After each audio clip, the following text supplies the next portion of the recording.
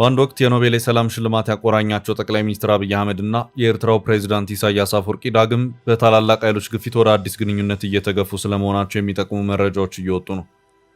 ይህ በከፍተኛ ሚስጥር የተያዘውና የቀጠናውን የኃይል አስተላለፍ የሚቀይረው እንቅስቃሴ በትራምፕ አስተዳደርና በኤርትራ መካከል በሚደረግ አዲስ የዲፕሎማሲ ሽኩቻ ታጅቦ ብቅ ብሏል።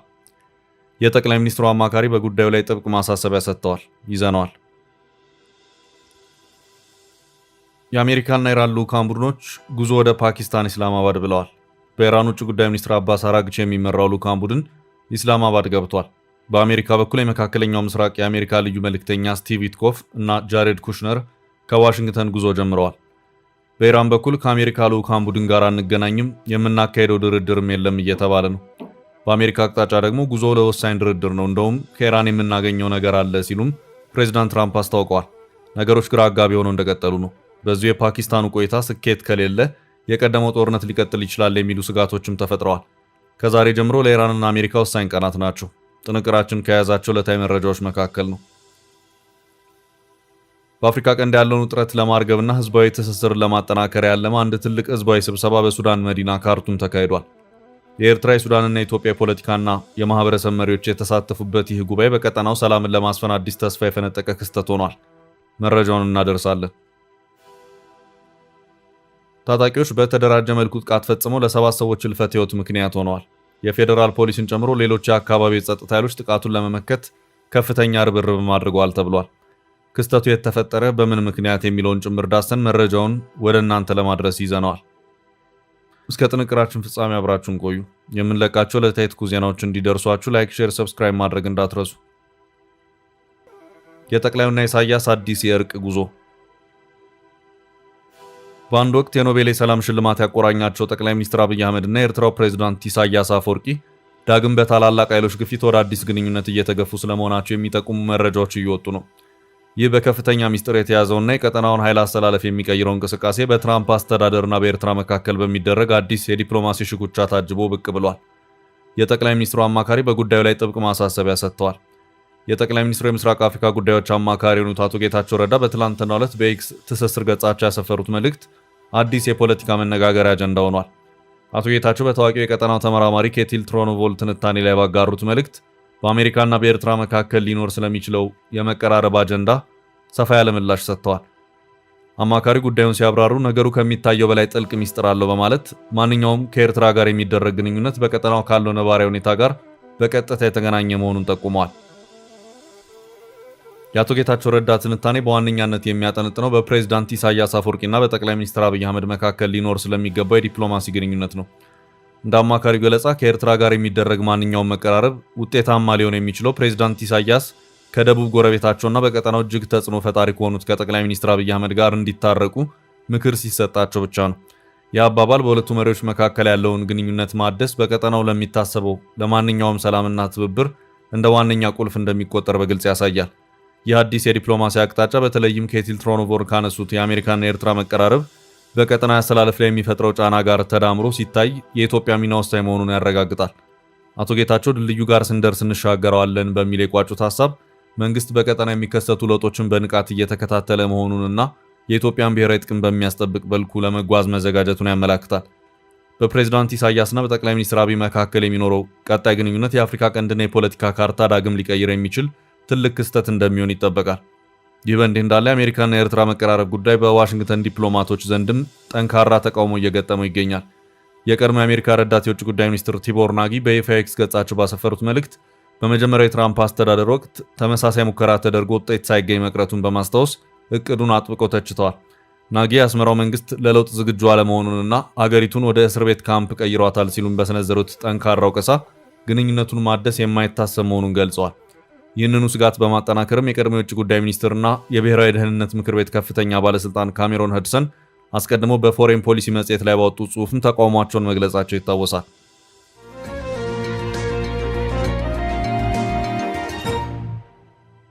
በቀጣይ ርዕስ ኢራንና አሜሪካ ዛሬ ሊለይላቸው ነው።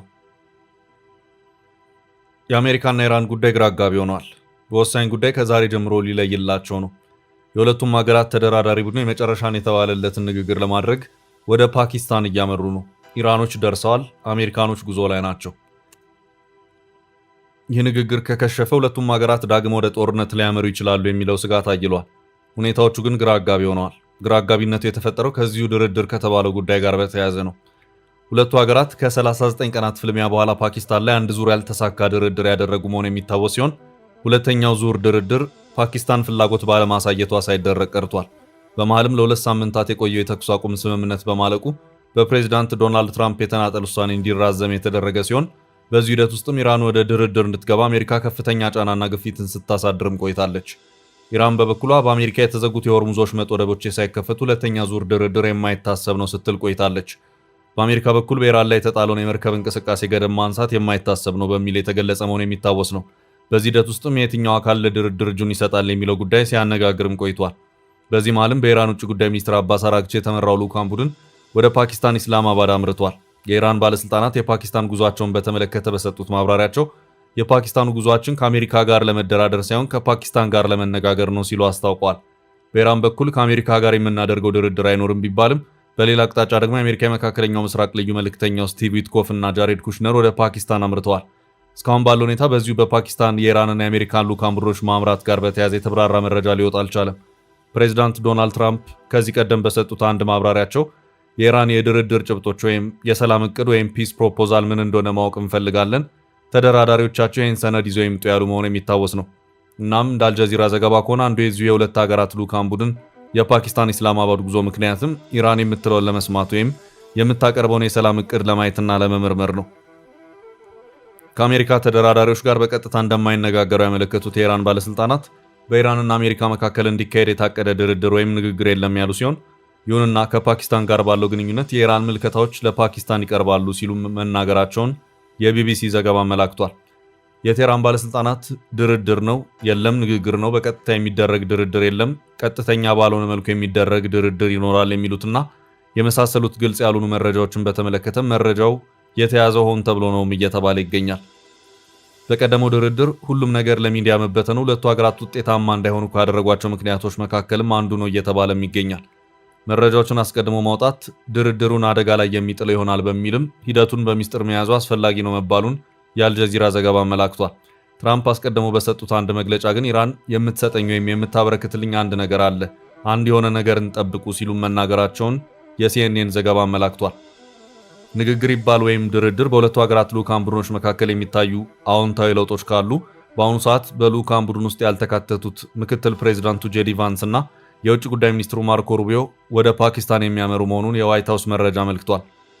በአሜሪካ በኩል ወሳኙ የድርድር ነጥብ ተደርጎ የተያዘው የኢራን የኒውክሌር ፕሮግራም ሲሆን በዚህም ኢራን የኒውክሌር ፕሮግራሟን እርግፍ አድርጋ መተው አለባት፣ እንደዚሁም ለዓመታት ያበለጸገችውን የኒውክሌር ግብዓት ዩራኒየምን ለእኔ ማስረከብ አለባት የሚል አቋም ተይዟል። ኢራን በበኩሏ ይህ የማይታሰብ ነው ስትል አስታውቃለች። ሁለቱ ሀገራት በአንድም ይሁን በሌላ መልኩ የሚነጋገሩ ከሆነ ወሳኙ ጭብጥ ያለው እዚህ ነጥብ ላይ ነው።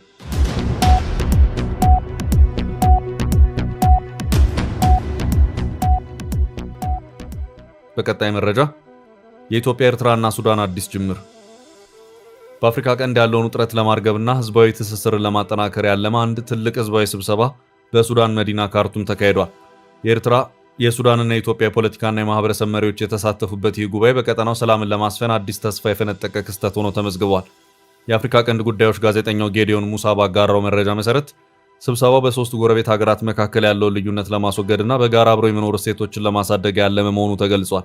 ይህ መድረክ በተለይ በቀጠናው ባለው የፖለቲካ ለመረጋጋት ለተሰላቹ ህዝቦች ትልቅ የሰላም መልእክት ያስተላለፈ ሆኗል። በዚህ ታሪካዊ ጉባኤ ላይ ከተለያዩ የኢትዮጵያ ክልሎች ማለትም ከትግራይ፣ ከአማራ፣ ከኦሮሞና ከኦጋዴን የተወከሉ ተናጋሪዎች መሳተፋቸው ለየት ያለ ትርጉም ሰጥቶታል። ተሳታፊዎቹ በንግግራቸው ወቅት ግጭትና ጦርነት እንዲያበቃ በጽኑ የጠየቁ ሲሆን የቀጠናው ህዝቦች በሰላምና በመረጋጋት የመኖር ከፍተኛ ፍላጎት እንዳላቸው በአንድ ድምፅ አረጋግጠዋል። ከኤርትራና ከሱዳን ከመጡ ልዑካን ጋር በመሆን ማንኛውንም አይነት የግጭት መቀጠል ውድቅ ያደረጉት ተሳታፊዎቹ በህዝቦች መካከል ያለውን አንድነት በማጠናከር ወደፊት መራመድ እንደሚገባ አሳስበዋል። ይህ ስብስብ በተለያዩ ማህበረሰቦች መካከል ያለውን ቅራኔ በውይይት ለመፍታት የታየ ትልቅ ጅምር ተደርጎ ተወስዷል። በመጨረሻም ስብሰባው በሀገራት መካከል ያለውን ሉዓላዊነት ማክበር፣ ቀጠናዊ ትብብርና የድንበር ማህበረሰቦችን ትስስር ማጠናከር ላይ ያተኮረ ጥሪ አቅርቧል። የካርቱሙ ስብሰባ በሶስቱ ሀገራት መካከል ለሚኖረው ታላቅ የኢኮኖሚና የማህበራዊ ውህደት መሰረት እንዲሆን አቅጣጫ ያስቀመጠ ሲሆን ለቀጠናው ብልጽግናና የተረጋጋ ወደፊት ተስፋ የጋራ ጥረት እንደሚያስፈልግ አጽንኦት ሰጥቷል። ይህ በህዝባዊ ተነሳሽነት የተጀመረ የሰላም ጥሪ በመሪዎች ደረጃ ያለውን የተዳከመ ዲፕሎማሲ ሰብሮ ዘላቂ ሰላምን ለማምጣት ትልቅ ሚና ይኖረዋል ተብሎ ታስቧል። በኢትዮጵያ በኤርትራና በሱዳን መካከል ያለው ትስስር ከፖለቲካዊ ድንበሮች በላይ የሚዘልቅ ጥልቅ የታሪክ የባህልና የደም ትስስር ነው። እነዚህ ሶስት ሀገራት በአባይ ወንዝ፣ በቀይ ባህር ጠረፍና በጋራ ድንበሮች ብቻ ሳይሆን ተመሳሳይ በሆኑ የቋንቋ፣ የሃይማኖትና የማህበራዊ እሴቶች የተጋመዱ ናቸው። በካርቱም የታየው አይነት ህዝባዊ ተነሳሽነት ይህንን ተፈጥሯዊ ትስስር ወደ ኢኮኖሚያዊ ውህደት በመቀየር የቀጠናውን ግጭት በዘላቂ ብልጽግና ለመተካት ትልቅ ዕድል ይፈጥራል። ሶስቱም ሀገራት አንዱ ካልተረጋጋ ሌላው ሰላም ሊያገኝ የማይችልባቸው የማይነጣጠሩ ጎረቤቶች በመሆናቸው አሁን የተጀመረው የህዝቦች መቀራረብ ለአፍሪካ ቀንድ ብርቱ ኃይል የመሆን ብቸኛው አማራጭ ተደርጎ ይወሰዳል።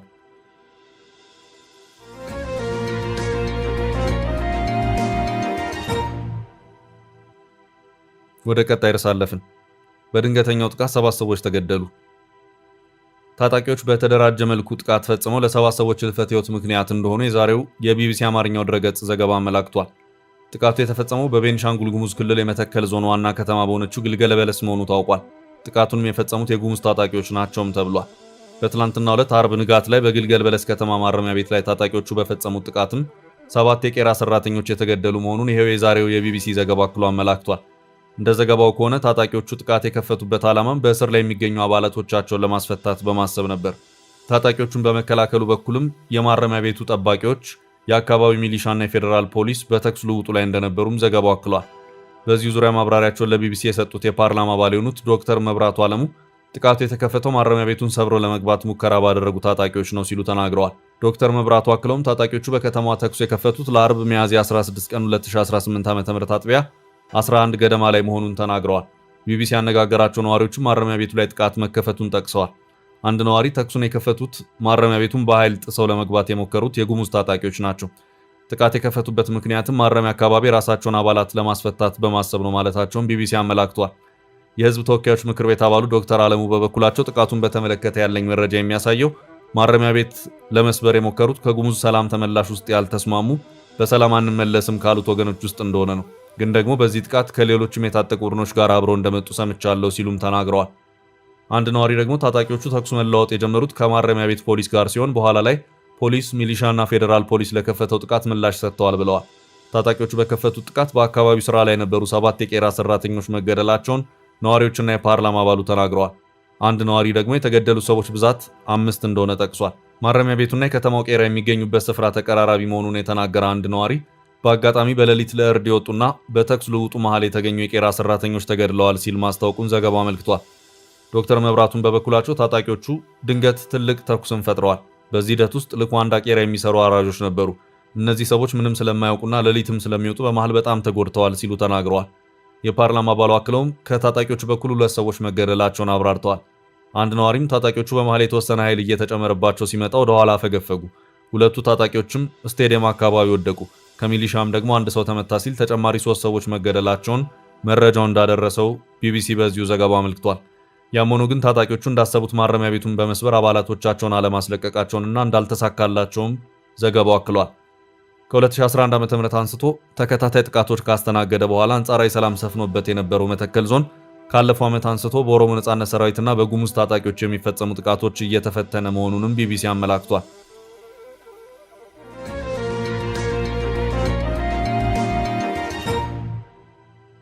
በቀጣይ መረጃ የብር በከፍተኛ ደረጃ መውረድ። በኢትዮጵያ ኢኮኖሚ ታሪክ ውስጥ ትልቅ ለውጥ ተብሎ የሚጠቀሰው ገበያ መር የምንዛሬ ተመን ተግባራዊ ከተደረገበት ከሐምሌ 2016 ዓ.ም ወዲህ የሀገሪቱ ገንዘብ የሆነው ብር ከዶላር አንጻር ያለው ዋጋ በአስደንጋጭ ሁኔታ ማሽቆልቆሉን እንደቀጠለ ነው። ዋዜማ ራዲዮ ባወጣው መረጃ መሰረት ባለፉት ጥቂት ጊዜያት ውስጥ ብቻ ብር ከዶላር አንጻር በ268% ዋጋውን አጥቷል። ይህም ከዚህ በፊት በነበረው የምንዛሬ ተመንና አሁን ባለው መካከል እጅግ የሰፋ ልዩነት መፈጠሩን የሚያመለክት ሲሆን ለውጡ በቀጥታም ሆነ በተዘዋዋሪ በዜጎች የዕለት ተዕለት ኑሮ ላይ ከፍተኛ ጫና እያሳደረ ይገኛል። በተለይም አስመጪዎች ለሸቀጣሸቀጦች የሚከፍሉት የውጭ ምንዛሬ መጠን መጨመሩ በአገር ውስጥ ገበያ ላይ ያሉ ምርቶች ዋጋ ሰማይ እንዲነካ ምክንያት ሆኗል። የፖሊሲ ለውጡ ከመደረጉ በፊት 1 ዶላር በ57 ብር ብቻ የሚመነዘር የነበረ ሲሆን ባለፈው ዓመት ሚያዝያ 2017 ዓ.ም ወደ 124 ብር፣ አሁን ደግሞ በዚሁ በያዝነው ሚያዝያ 2018 ዓ.ም ወደ 153.1 ብር ከፍ ብሏል።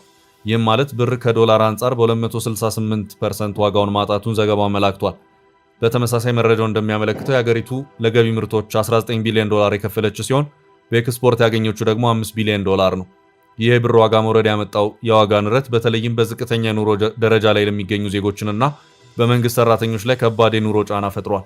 መንግስት የምንዛሬ ተመኑን ለገበያ ክፍት ማድረጉ የውጭ ኢንቨስትመንትን ለመሳብና የውጭ ምንዛሬ እጥረትን ለመቅረፍ ያለመ ሲሆን የብር ዋጋ በ268 በመቶ መዳከሙ ግን ከታሰበው በላይ ፈጣንና ድንገተኛ ሆኗል። ይህም በገበያ ውስጥ ያሉ መሰረታዊ ቁሳቁሶች፣ መድኃኒቶችና የነዳጅ ዋጋ ላይ ከፍተኛ ጭማሪ እንዲታይ አድርጓል።